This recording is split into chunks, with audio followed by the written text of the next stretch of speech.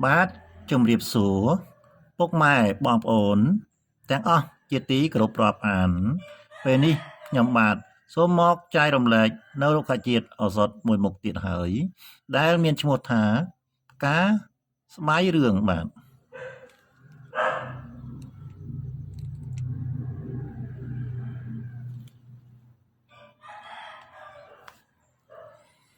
ហើយតាមរយៈនៃផ្កាស្បៃរឿងនេះខ្ញុំបាទសូមជម្រាបជូនពីការព្យាបាលនៃរុក្ខជាតិស្បៃរឿងដូចខាងក្រោមបាទអាចព្យាបាលបានរលាកផ្លូវដង្ហើមក្អកមាន់រលាកបំពង់កឈឺធ្មេញឈឺភ្នែកដាំទឹកផឹកប្រើខាងក្រៅរលាកស្បែកមានខ្ទុះ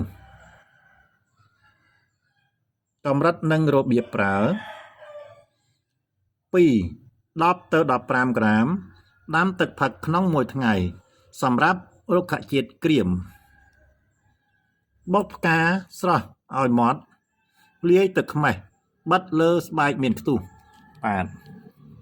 ដូចបានជម្រាបជូនខាងលើបាទសូមពុកម៉ែបងប្អូនទាំងអស់ជ្រាបជាព័ត៌មានអំពីអត្ថប្រយោជន៍នៃផ្កាស្បៃរឿងនេះបាទសូមអរគុណសូមជម្រាបលាបាទ